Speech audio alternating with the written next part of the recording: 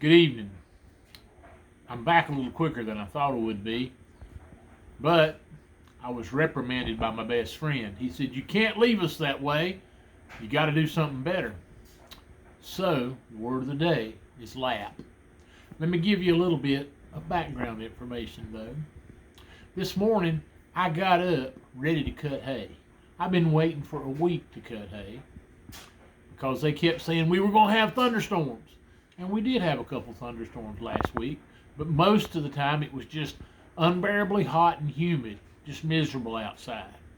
So I got up this morning and they had forecasted the rain chances were going way down.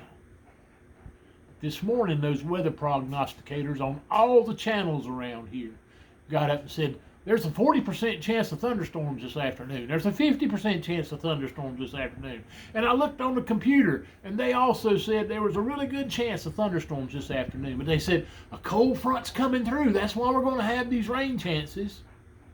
And when it gets through, it's going to push out the humidity, and it's going to be very pleasant, and there will be no chance of rain until the end of the week.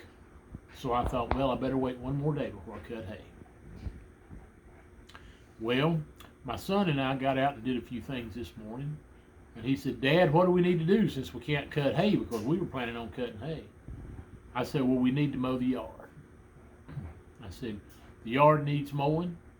And I said, "I'm going to help you mow the yard." I said, "We've got a finish mower hooked up to one of the tractors that we used the other day to mow a big open area."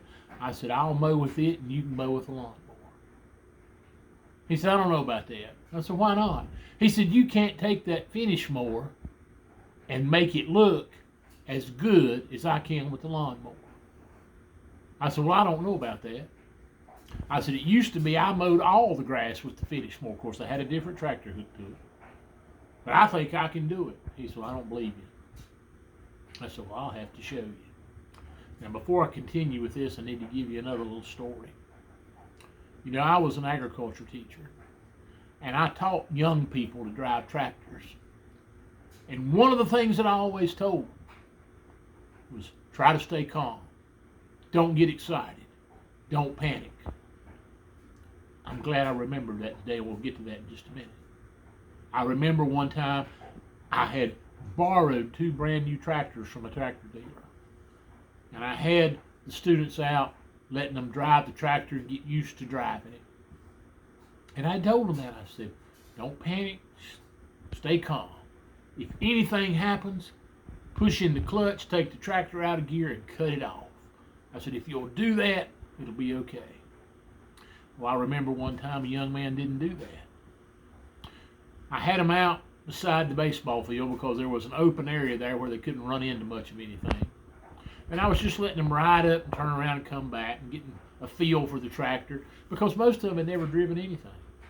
And this particular young man, he went up there, and when he made his turn, he turned too close to the fence around the baseball field. It was a 4-wheel drive tractor, and it had those tractor type R1 agricultural towers on the front, and they caught in the chain link fence, and that thing climbed that fence. The tractor was sitting straight up against that fence.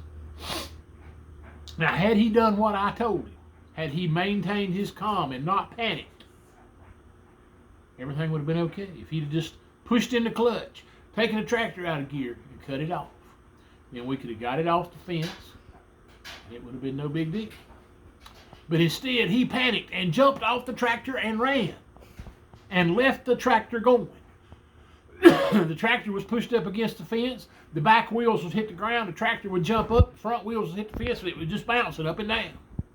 I was standing about 50 yards away. I ran over there and cut the tractor off. After it was all over, my students said, "Gosh, we never realized a man as old and as heavy as you could run that fast." Anyway, remember, you don't need to panic. You need to stay calm. So I was on the tractor today. The tractor that I was on had a canopy over it, which made it difficult to go around trees when I was mowing in my mom's yard.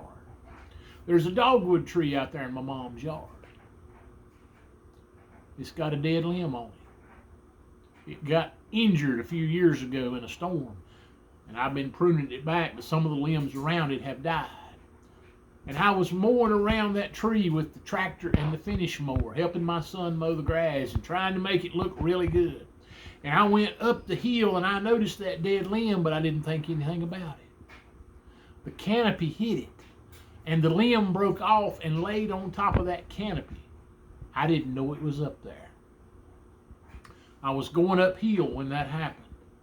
I went up on top of the hill, turned around, and started back down the hill, and that's when things got interesting. That limb started to slide off of that canopy. Remember, I said I didn't know it was up there. My first thought when I saw it, and the limb had some bark on it, and it had some places where it was skinned, and I don't see as well as I once did. I looked up and saw it coming, and it looked like the head of a snake. And it was two-toned, like a copperhead. And my first thought was, oh my goodness, that snake jumped out of that tree on top of this thing, and it's about to be in my lap.